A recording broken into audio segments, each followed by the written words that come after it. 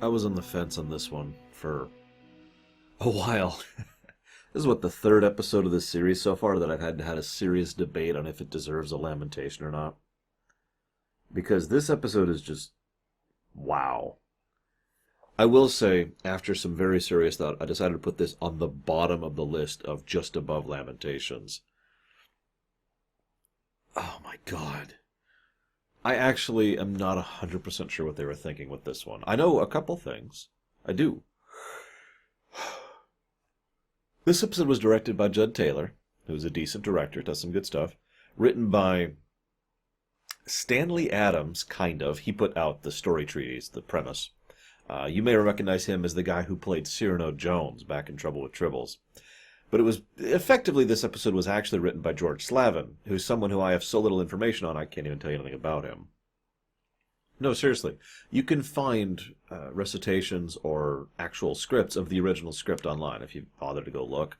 I've decided to give you a really quick bullet point of the variances. So, in the original script, they beam down members of the Enterprise and use them to take them as hostage and beam up people and take over the Enterprise and start beaming down more people so they can do this big experiment where they have people swap blood in order to create a new mutant virus which will kill people because overpopulation. Okay. So there's no recreation of anything, but it turns out that the planet is full of Wolverines. You'll notice this is actually kind of... I'm sorry, I should clarify that. Wolverine from X-Men, not the animal. In short, they all have regenerative powers. You'll notice that this is kind of mentioned in the actual episode that goes to print, even though there's nothing to suggest or indicate the regenerative abilities at all. But anyways, so they're a whole planet full of Wolverines. This also means naturally that they are superior to the Enterprise crew and can effortlessly take them hostage, because of course they can. Everyone's superior to the Enterprise crew, right? We also find out that fresh fruit is a luxury, and it's afforded only the elite, and they're forced to do this whole experiment to transfuse the blood. Drama. Turns out that they're actually weak to nitrogen. So they damage their breathing apparatus, aka their necklaces, and in so doing, they defeat them. And this is also when we find out that Hodan, was actually, the whole plan was for the elite, the very powerful and rich and wealthy, to live forever and continue having their regenerative abilities, while the mutant disease that they are generating would kill off all of the poor and the populace in order to even out the population. They're defeated, the end. That was the original treatise in a nutshell. Like I said, you can find a full dissertation on that if you'd like to. If you're paying attention, that barely resembles this episode, which is why I bothered to mention that Slavin is the one who really wrote this episode off of the bones of the old one. Yeah. Mr. Adams actually mentioned a few times that he was just like, what? When it came to the episode that actually came to be. Actually, funny thing, David Hurst, who plays Hodan in the actual episode, who you may recognize from Mission Impossible, is only a few years older than Sharon Acker, who plays his daughter, who you may recognize from Mission Impossible.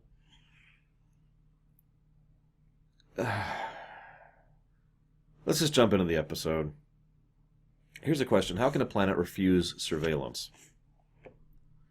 Now, that may sound like a weird question, but let me phrase this a slightly different way. You're a ship, you're entering a system, and you're like, scan. And you're like, aha, we've scanned a planet. Oh, there's people there. Let's head over there. Scan. Oh, hey, check it out. There's people contacting us. They're like, hi. And coordination and contact happen well after all the scans. And then it's like, oh, by the way, we would like you to not scan or surveil us. Oh, okay.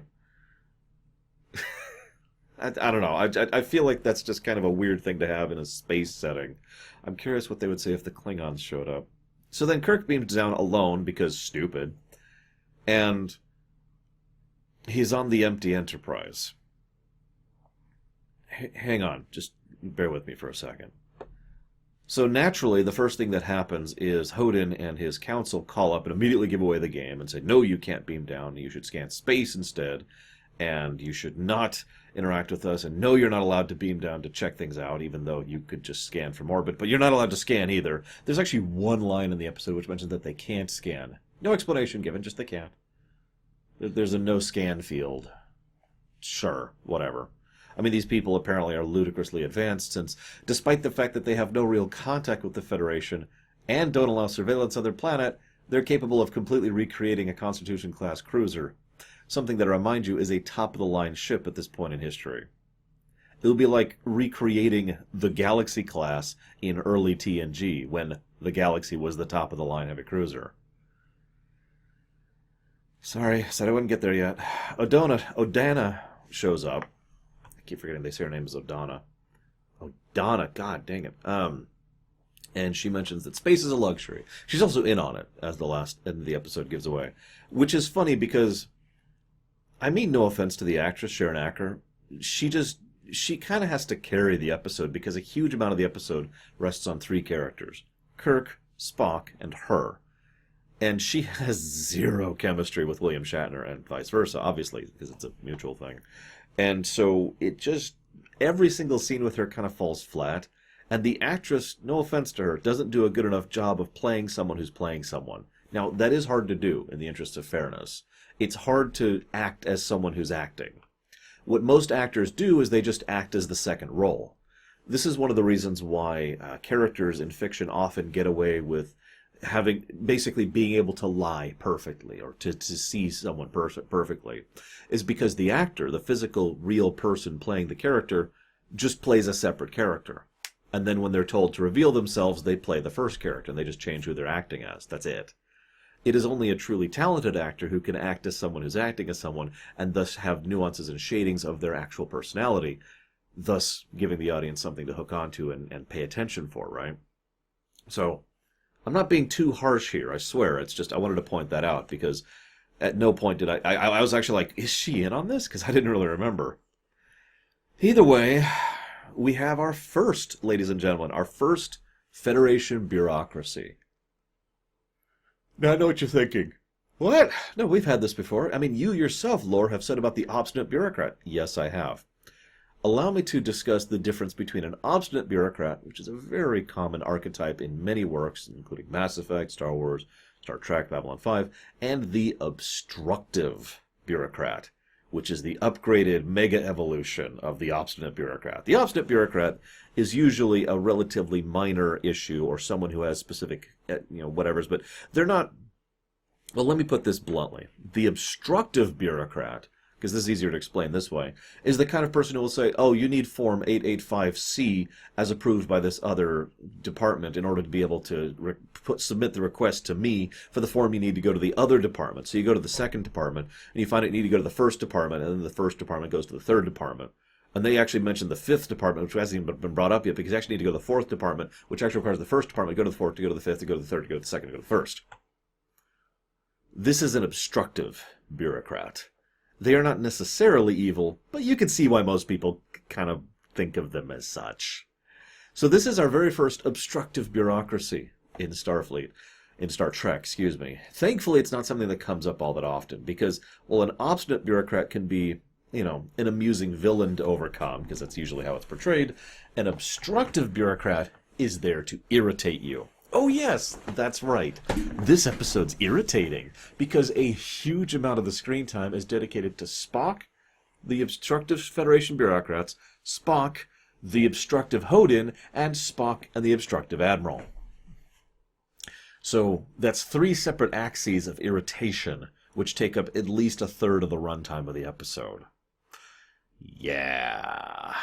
You see why I was considering this one for lamentation status? I haven't even gotten to the thing everyone else talks about yet. I'm just talking about this point. Oh my god.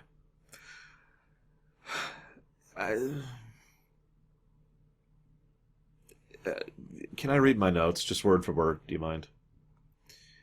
Hodin blames Spock for imprecise word usage, which leads to them openly mocking on the this is not what I read. If I read this, it would be Hodin, Spock, imprecise words, is what I actually wrote down in my notes. Obviously, I'm elaborating a little bit. Then they openly mock him on the comm, which he calls a lot of noise. What am I watching? This plays like a parody. It does. This actually plays like a parody of science fiction or Star Trek or whatever. This is the kind of thing I would literally expect to see on a South Park or on a Family Guy or on a Simpsons or whatever. Or Futurama, for that matter. I'm afraid you're going to need Form 887C.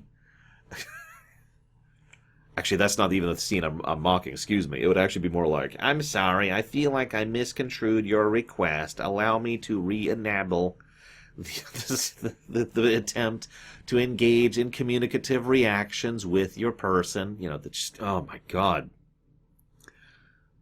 So then this is when I mentioned in my notes, why does Spock want to beam down so damn badly? He could just frickin' scan. So Spock decides to go to Starfleet for request. Actually, he goes to Federation. Federation says, nope. So he goes to Starfleet, and Starfleet says, nope. So Spock's like, all right, I'm going to go violate orders. Peace. And he heads out to violate orders on his own. Beams down, and, beams to the... and spends several minutes of screen time reiterating what we already know and have already discovered through Kirk for the last, 40 minutes of screen time. Did they need the filler? This, of course, leads to Odana. Each one of us would kill or die to be alone. And then they kiss. And this is when I noticed the fact that the dialogue's terrible in this episode. It's got that problem where it's dialogue that is English, but it's not anything that a human being would ever say, right? This, I can actually point to exactly what this is because I've encountered this myself, and in fact have even taught about this, both as a creative writing editor, creative writing teacher and a creative writing editor, It's a problem a lot of people have where they will type words up or write words down, and then they're like, yes, and those words are different when spoken out loud. I know that sounds weird to anybody who hasn't encountered this, but the way we read words on a page is different than the way we speak words out loud. And thus some writers get caught into that writing dialogue as if it's being read in our heads. And this is why one of my biggest pieces of advice I give to just about any writer for anything is read it out loud. Take your thing, actually sit there and in your room or up against your typewriter or up into your computer or laptop, whatever it is, and say the words out loud and listen to them. And that'll help you to figure out how it sounds coming from an actual voice. Because it'll sound different. Because that type of language is different. Written language is different from spoken language. And that's a problem, especially when you're writing dialogue. The dialogue in this episode reads like written language rather than spoken language, and it just sounds awkward and weird coming out of people's voices. So then we see the people out the port, and how do they disguise the ports? Whatever. So Hodin's the bad guy, Lorshok, and what is it like to feel pain? Because apparently we don't experience pain on this planet. No one's ever bumped into a shelf in the middle of the night while going to get a midnight snack. How do these people eat? Food and drink were actually something that were covered in the original script. How they mentioned there are these specific chemical nutrients that were given to people, and real food was a super luxury. That's not even addressed here. How do these people eat? Everything, the entire landmass is people. What do they use to generate the food? Anyways, insert your own Soylent Green joke here if you'd like to. So Spock, I'll give the episode this, he was clever enough to request to beam the guy up earlier in order to get the coordinates. It's just it then took him forever to figure this out. Beams down, and he figures all this stuff already figured out, and blah, blah, blah, blah, blah. So let's talk about the big 3 points of this episode. Point number 1. I really don't want to talk about this. Let's just get this out of the way. Overpopulation. This was intended... Actually, no. No, let's rewind a second. Changed my mind. My nose itches, sorry. Let's talk about what type of episode this is, right? We've got all the different types. We've got threat, dilemma, nope, character piece, thinker, mystery. The episode is framed and constructed as if it's a mystery, but this is not a mystery episode. It feels like one, because the whole mystery is what's going on with the Enterprise crew, but this is actually a message show. This is an overpopulation message show.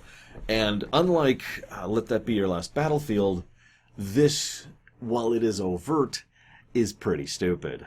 especially in the way it's constructed. Now, whether this works for you or not is probably going to depend on your personal opinion on this particular thing, because this is about planned birth, for lack of a better way to put it, which is a topic that thankfully has become substantially less controversial over the years. I remember a period in time when I couldn't even bring it up without people going, "Rah!" Some people may know I have a rule. It's called no controversy. And I have that rule in real life, not just on the show. But you might think, what defines controversy? The times and the individual person or people I'm talking to. Because what is controversial changes and shifts over time. It also depends on geographical location, but since I'm on the internet, that doesn't apply quite the same way. So I kind of have to go with a general feel for it. Obviously, that's not a hard-to-find rule, but that's life, isn't it? There's not really a lot of hard-to-find rules in life. So, for a while there, this was a topic I couldn't even mention, because it was a controversial topic. Nowadays, well, I'm sure there are still some people who will still get rather upset about this, and there are certainly still debates going about this, and that's totally valid. But at least I can mention the topic now without, everything descending into nonsense quickly. So, the message, right?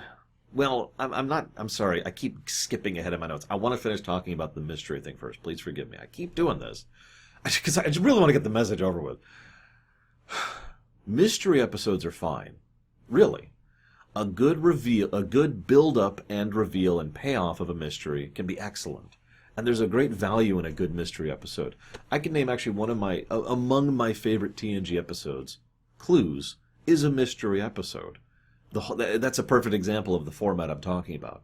The slow build-up, the reveal, the payoff. I like that episode quite a bit. And it's definitely on my VHS list. And at least I think I put it on. I'm pretty sure I put it on the VHS list. I know it was on VHS because I rewatched it several times. This is not that. The build-up is not good. Because there's two major problems with the build-up. Problem number one. Kirk roaming the ship by himself and just not... There's too many logical gaps that just kind of make me go, wait, what? With regards to Kirk being on the ship by himself. Problem number two is he's introduced to her, Adana, very early on, which clearly just kind of rips all of the focus away from the mystery, even though they are trying to solve it, and more focuses on the interactions between the two. Again, she has to help carry the episode because so much of the dialogue comes out of her mouth. And three, the episode keeps cutting back to the obstructive bureaucracy crap, which actually interferes with and interrupts the mystery. If you remember, I actually brought up what is effectively the same complaint in another of my favorite TNG episodes, The Inner Light. The Inner Light, in my opinion, was ruined is a bit of a strong word, but actively made worse by the occasional jump cuts back to Riker and crew, trying to figure out what's going on with Picard. It diminishes the mystery to be given that framework, in my opinion. For this to work, we need to not be given that framework. I'll give you a much better example of the same idea executed properly. Frame of Mind, to use another TNG episode. I keep using TNG episodes, excuse me. Because Frame of Mind never really bounced the camera away from Riker. At all points, we were following his perspective. And even though he went back to the ship, quote unquote, at no point was that actually going back to the ship and removing ourselves from perspective. Thus, there was no framing. Thus, we stayed within the mystery the entire time. And it helped service the escalation and build-up. Let me try to use an analogy in case I'm failing at this. One of the values of a properly designed roller coaster is the before you go over and actually start going down the thing. Now, obviously, that's necessary. The mechanism needs to drag you up in order to get the height, because simple momentum isn't going to cut it up to get you up there. And you need to have that in order to actually have the momentum to push through the roller coaster. So it's a practical engineering necessity. But a good roller coaster will use that as part of the experience and will really design that initial drop-off to really make you feel it. Because generally speaking, that's the most exciting part of the roller coaster, that initial plunge. That build-up is necessary. Imagine, if you will, that you're going up and then it just stopped halfway through. and then a small little video played on like a screen that's in front of your face. Hey, we'd like to talk to you about honey and how honey is awesome. And then you'd keep going up a little bit more, and you start building up more, and then you get another interruption. Someone's on their phone. Hey, hang on, sorry, had to interrupt the thing. Sorry, guys, sorry. And then you go up a little bit more, and you see my point? Because the flow is so drastically and violently interrupted, it diminishes the overall buildup. Now, that would be true if this was a well-constructed mystery, which this is not. So the buildup is completely unsatisfactory on effectively every level. Then we have the payoff. Now, this is really important, and this can be argued, and I will freely admit that. But one of the statements I've heard said many times is a good mystery is only as good as its payoff. If you have a wonderfully built-up mystery and it turns out, it was carrots all along, that just utterly deflates the mystery, destroys it, especially on repeat viewings. At least on a repeat viewing with a good mystery, even knowing what's coming, you can enjoy that buildup and anticipate the reveal that you know is there. Whereas with a bad reveal, all it is like, okay. And the first time through, I don't know how to explain this. It's because what you wanted is so contrary to what you get that even if the buildup was good, which as I've already established this is not, the buildup then becomes tainted, irrevocably tainted by the bad reveal. I could mention Mass Effect here, but allow me to use a weird analogy. False flag operations. Hear me out. If I tell Bob over there that Bobina is about to attack him, and then I attack Bob, posing as Bobina, this is the buildup, and then Bob's really furious, and he's legitimately angry, and he's ready to go to war against Bobina, and all of that legitimate feeling is there. Now imagine Bob finds out it was me. What happens is effectively, if we were to think of this numerically, all of this buildup, all of this establishment of what he was feeling, is then immediately inverted to me. He is now not just pissed at me for the deception, but all of the anger of the initial attack is now directed at me instead. Thus, what was a positive completely determines into a negative. Not only equally, because all the positive becomes a negative, but then in addendum to that, because you were tricked, right? That is what happens when a mystery has a bad payoff. And the mystery in this episode doesn't just have a bad payoff in the it was something stupid thing. It does have that. It's just even the moment of the reveal is terrible. You notice, if I mentioned it earlier, I actually distinguished it into 3 categories. Build up, reveal, payoff, right? Because the reveal is the exact presentation of what's actually going on, and then the payoff is the consequences of that. But the reveal is not. It's just kind of this, there's no impact, there's no moment, there's no da-na-na-na, there's no, I knew it all along, or TV Tropes has a concept called a wham line, and a good wham line can be an excellent reveal moment. This has none of that. This is just kind of like, hey, yeah, sorry, it was carrots, sorry. Allow me to explain now the fact that it was carrots. So it's a bad reveal, bad buildup, and the payoff is terrible. This is just these people. So, thankfully, this isn't a mystery episode, even though it's set up that no, this is a message episode. Now, I have to branch here because I want to talk about 2 things at the same time. But since I kept skipping over it, let's talk about the message, okay? These people insist that they love life so much that they refuse to not have sex. That's implicit. And they also refuse to do anything to prevent childbirth. Okay. Why are you coming and running to me and complaining about it? Let me try this in a different angle in case I'm not making my point clear. Let's say you're very allergic to shellfish. Let's say you decide to keep eating shellfish. You know what? That is your right. So, okay, no judgment. Let's say you then come to me ranting and raging about how pissed off you are at all the allergic reactions you're getting to shellfish. I have no sympathy for you at that moment, because at that moment you are insisting how horrible it is that you have caused yourself knowing and willful harm. I know that doesn't equate 1 to 1, but I hope that explains why I have literally zero sympathy for these people. None. Now, I know this is supposed to be a commentary on real life, but I have to admit that looking at this situation, this exact situation, because this doesn't apply universally, nothing applies universally, all I am looking at this is just a bunch of idiots who insist on destroying their planet. Now, check this out. This is even funnier.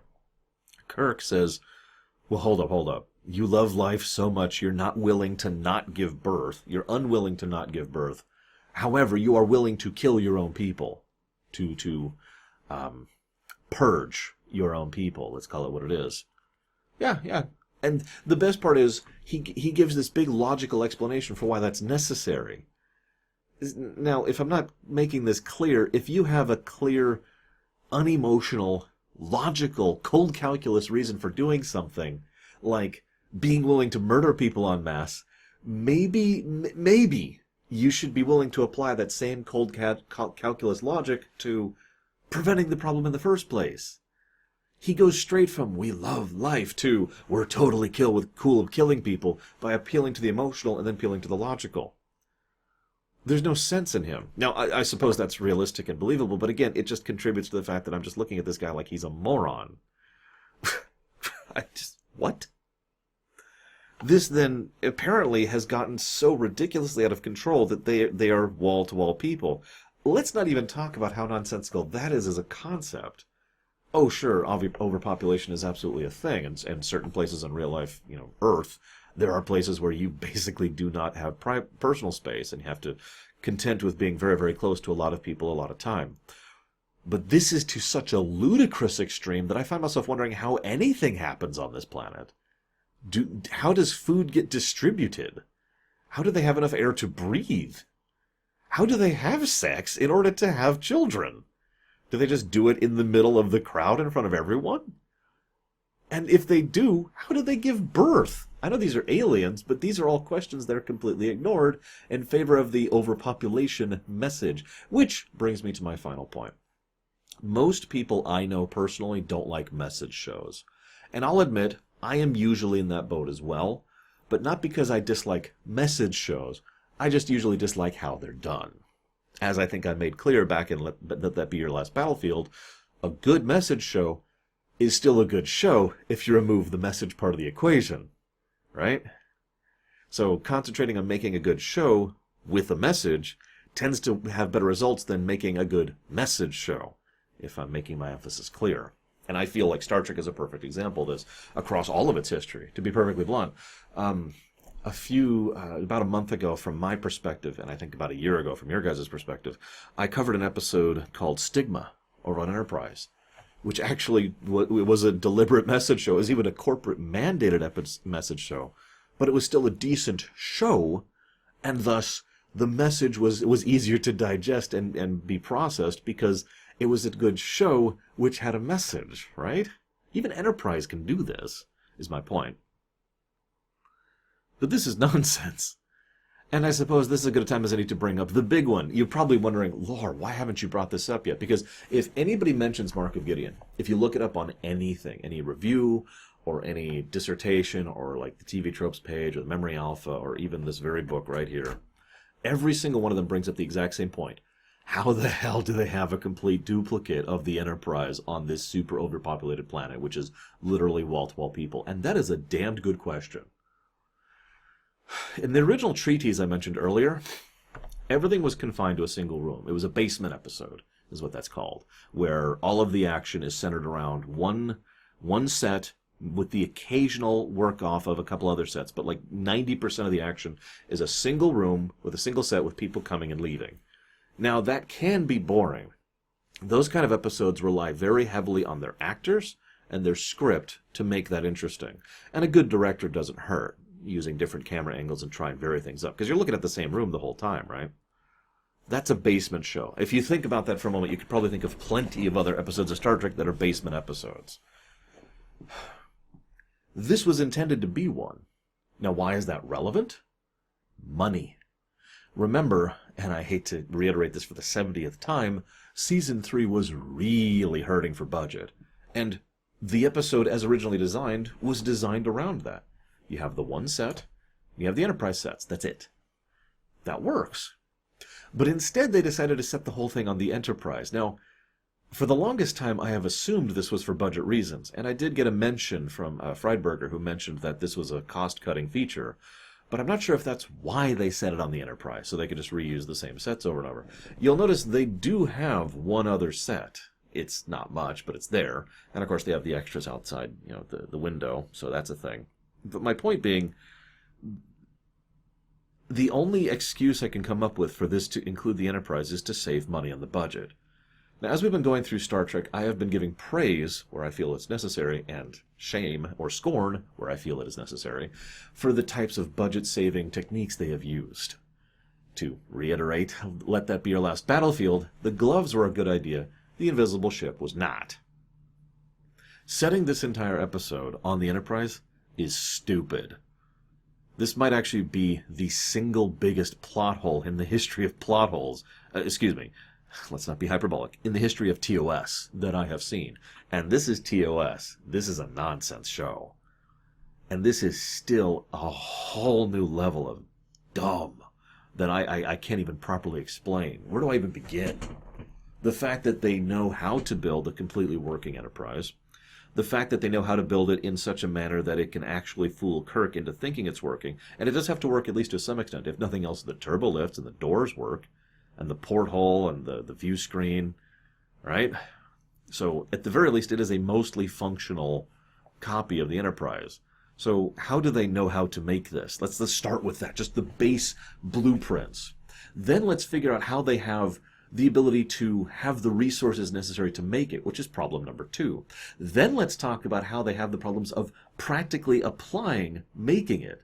The starships are usually made in space for good reason, but also take a fairly large amount of time in an entire shipyards and the docks and the personnel and all that, all this time and effort and work in order to make a ship for good reason. Because there's a lot that can go wrong with making a spaceship. And it's tested and tested. Now, granted, this ship doesn't have to be in space, so it doesn't have to meet those rigorous requirements. But still, physically putting together a spaceship is not an easy thing to do. The actual practical act of putting the bulkheads together over the wiring, over the cabling, in front of the actual internal hull, which itself has layers before you actually get to the corridor, and so forth and so on. There's a huge amount of effort and work that goes into that.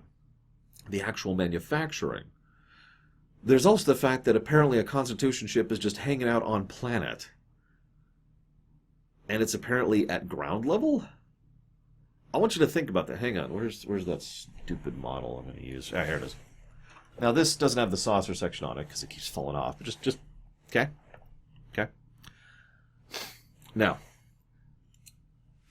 tell me how this is just kind of hanging out on the planet. This might actually be the minorest of the complaints I have, but it's still a complaint. I'm also curious how exactly they're at ground level on any part of this ship.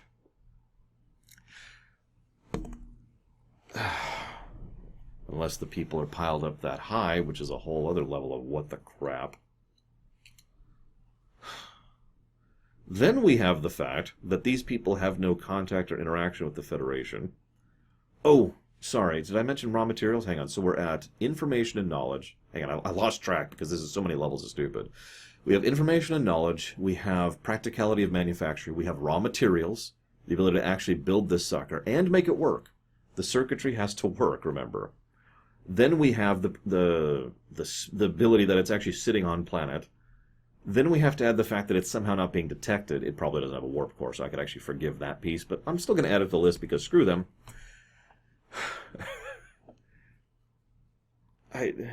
Then we, did I already mention raw materials? God, like I said, I'm losing track because this is so stupid on every level.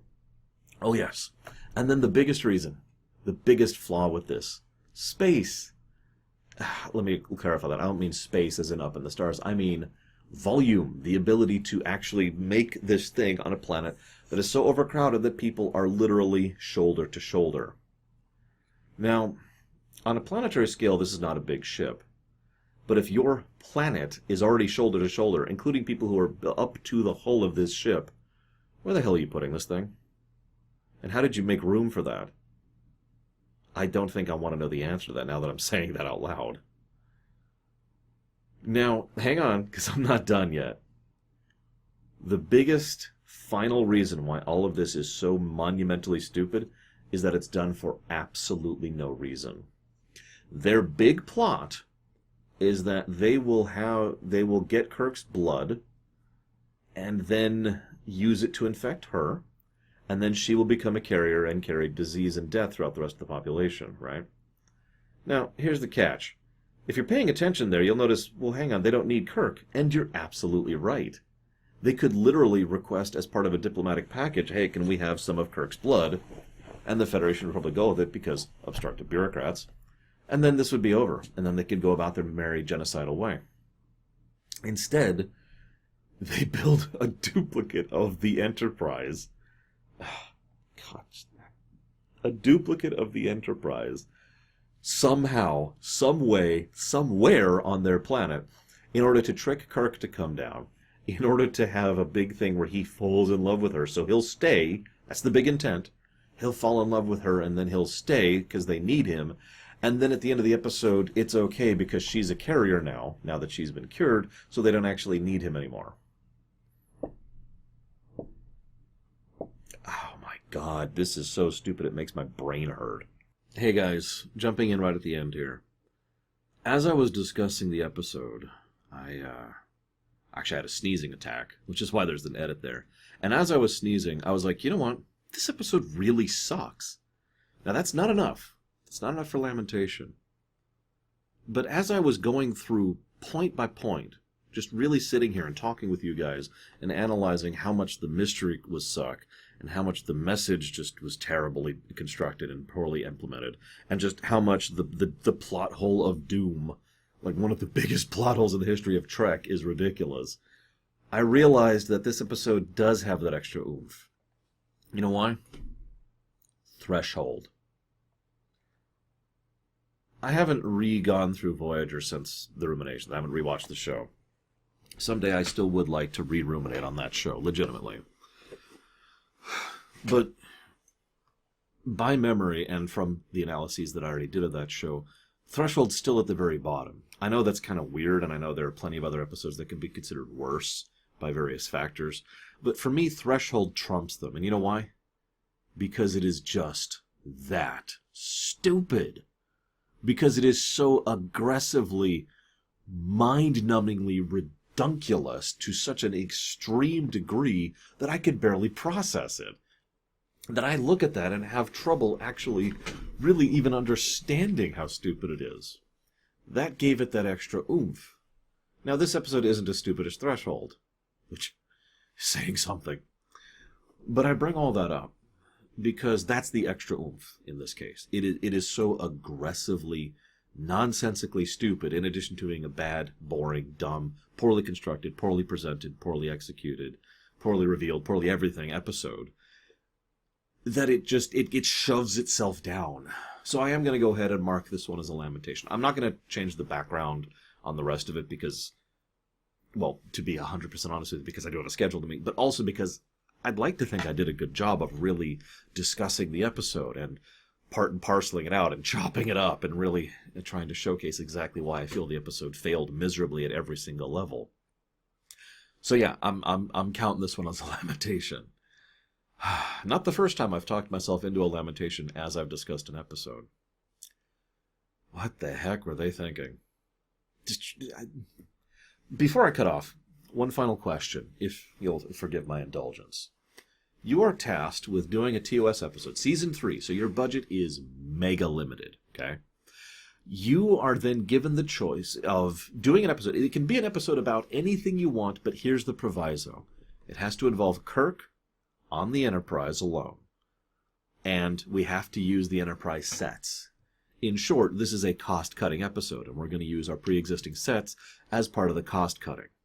What do you do?